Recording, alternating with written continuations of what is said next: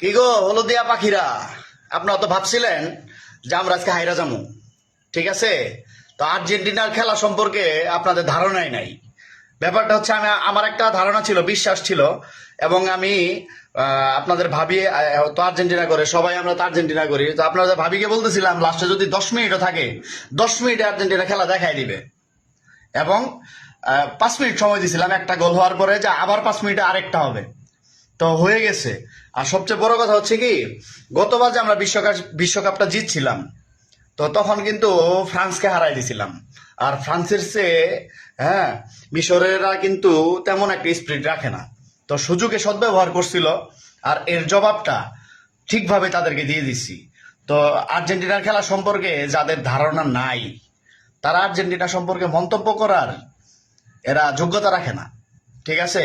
আর্জেন্টিনার খেলা এটা আপনারা বুঝতে পারবেন না, ঠিক আছে?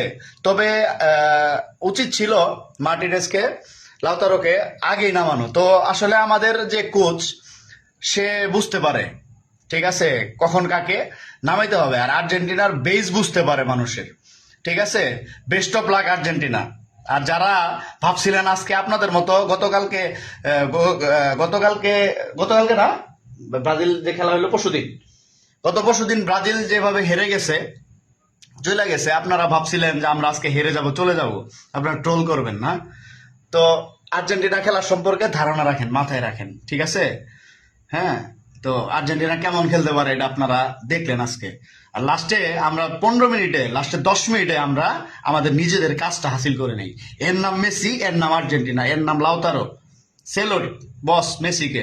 আবার দেখা হচ্ছে, ঠিক আছে? সেলুট। খুবই ভালো লাগলো। এটাই আর্জেন্টিনার খেলা। I love Argentina, I love Bangladesh.